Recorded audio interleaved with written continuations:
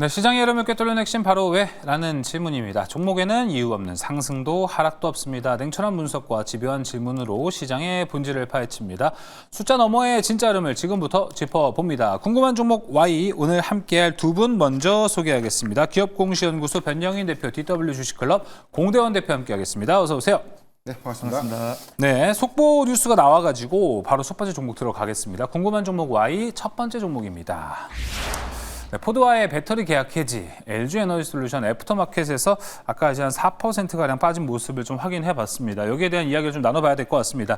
어제 포드가 이제 전기차 생산 중단한다라는 소식과 함께 국내 2차 전지도 좀 파동이 많았습니다. 그러다 보니까 걱정이 좀 되시는 분들도 많았을 것 같은데 하루가 좀 지나니까 이 영향이 LG에너지솔루션까지 결국 오게 됐습니다. 이게 이제 작년 10월쯤에 13조 원 규모로 계약을 체결했었는데 그 중에 일부 한 이제 9조 6천억 원 정도의 부분은 좀 해지가 됐다. 지금 좀 뉴스에 대한 해석이 앞으로 좀 필요할 것 같습니다. 포드가 일방적으로 계약을 해지한 거기 때문에 LG에너지솔루션도 이 피해를 조금 최소화하겠다라는 내용까지 일단 나왔는데 애프터마켓에서 주가는 4.55%까지 하락을 했습니다. 자, 일단 애프터마켓 하락분만 하락했으면 참 좋겠는데 내일까지 일이 좀 커질 가능성이 있을 것 같습니다. 변영희 대표님, 네. 내일까지 좀 또 힘들어지는 2차 전지가 될까요? 일단 계약의 본질적인 내용부터 봐야 될 것 같은데 발표됐던 단일 판매 공급 계약 해지에 관련된 내용들 보면 최근 매출액 대비해서 한 28.5%죠. 원 계약 부분보다는 일부 전체가 다 해지된 것은 아니다라고 좀 판단되고 있는데 다만 이 계약 기간이 2032년도 12월 말까지라는 점들을 좀 감안해 봤을 때 이걸 연간으로 좀 안분했을 때 네. 당장의 28%에 대한 매출 감소 효과는 아니라는 것이죠. 이 부분은 전체적인 어떤 영향도가 GM의 어떤 해지 이런 것들이 아직은 아니기 때문에 다소 저는 중장기 매출 성과에 대한 어떤 부분들이 사라진 것은 좀 아쉽지만 이 부분은 전기차 캐즘이 지속되고 있는 과정이었기 때문에 전기차 캐즘이 지속되고 있다고 해서 2032년도에 해당된 물량을 모두 다 좀 인식하기까지는 다소 좀 제한적이지 않았을까라는 부분들은 이미 저는 주가에 좀 반영이 됐다라고 좀 판단이 좀 되고 있고 일단 포드와의 이 미국 안에서에 대한 배터리 합작 법인에 대한 설립은 없었죠.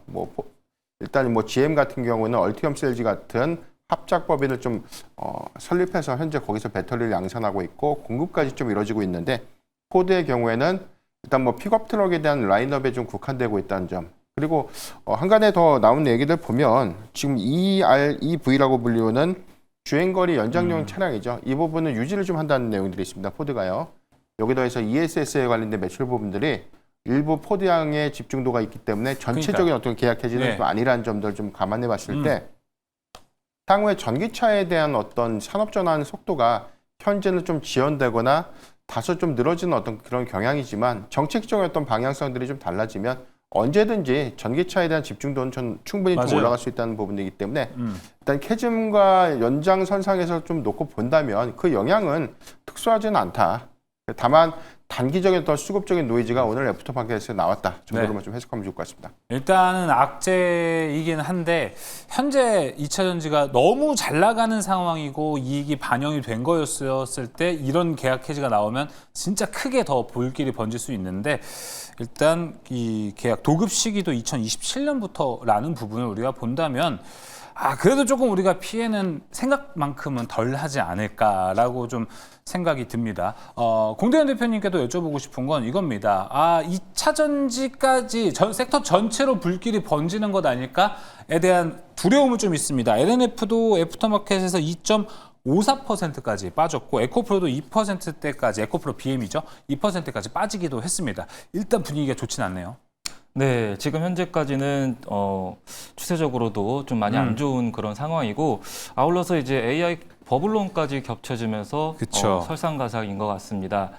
그래도 좀 희망적인 것은 유럽의 이제 산업촉진법이 통과될 여부가 아직 남아 있다는 것과 AI 버블론이 마이크론의 실적으로 좀 잠재워진다면은 ESS발로 다시 한번 2차 전지들이 고개를 들 수가 있다라고 생각이 들기 때문에 오늘 17일 날 발표될 마이크론의 실적을 좀 주목해 보면서 대응해 나가면 좋을 것 같습니다. 네, 알겠습니다. 자, 변영희 대표님 한 가지 더 이 계약 사항에 대해서 어제 포드가 전기차 생산 중단 이야기 코멘트를 하면서 네.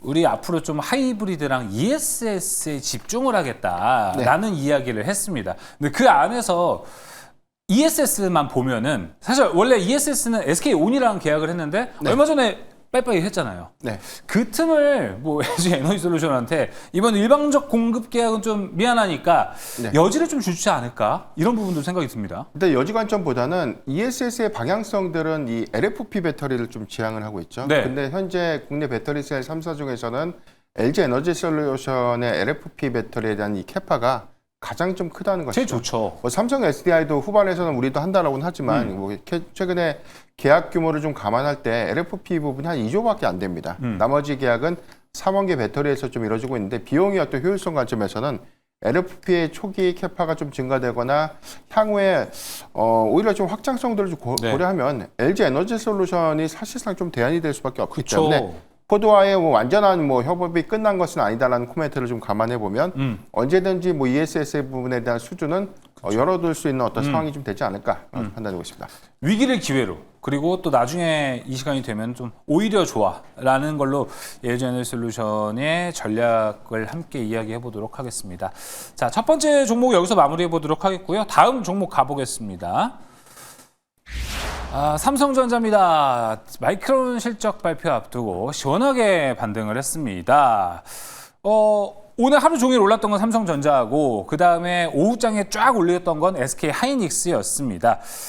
오늘 시장을 좀 리드한 건 삼성전자인데 오늘 외국인이 가장 많이 산 종목이었고요.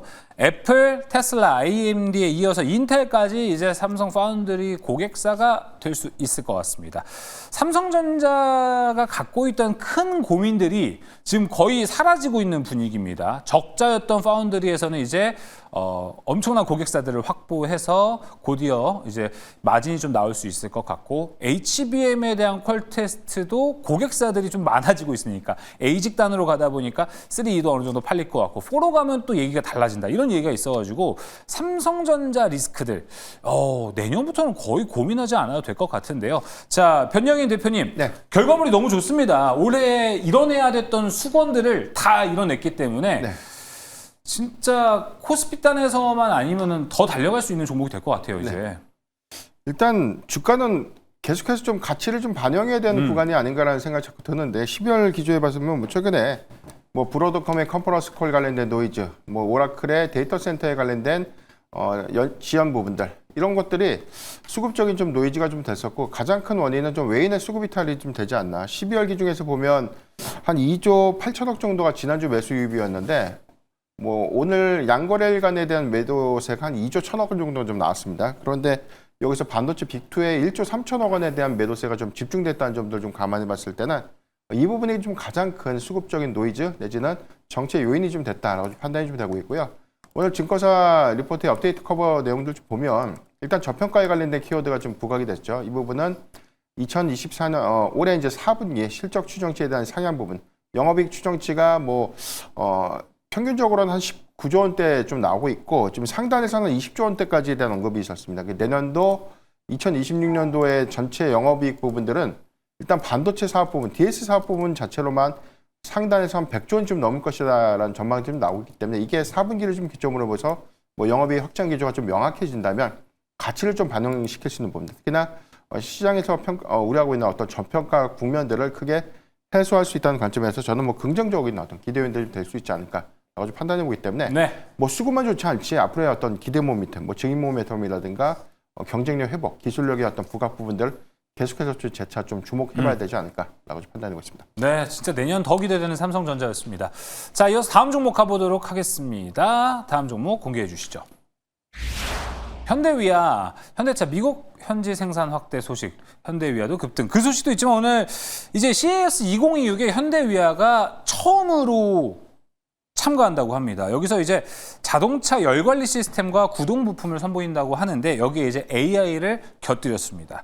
HVAC, AI 자동차 공조 시스템을 최초로 공개한다고 하는데 이제 공조 시스템 여러분 아시다시피 추우면은 히터를 틀어주고 더우면 에어컨을 틀어주는 뭐 이런 건데 이제 AI가 있다 보니 자동으로 자동차가 온도 습도 조절을 해주는 기능이라고 보시면 될 것 같습니다. 안 그래도 올 한 해 사실 현대위아의 주가가 되게 좋았는데 더 오르면서 52주 신고가를 또 경신하기도 했습니다.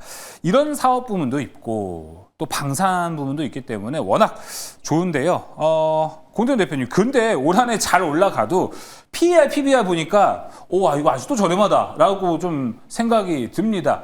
매력적이죠, 참? 네, 참 매력적인 종목이라고 생각을 합니다. 현대위아 같은 경우는 오늘 뭐 10% 정도 또 추가적으로 모멘텀이 나왔었는데 일단 CES도 일정도 있지만은 이제 기아가 내년 말쯤에 또 K4를 출시를 하죠.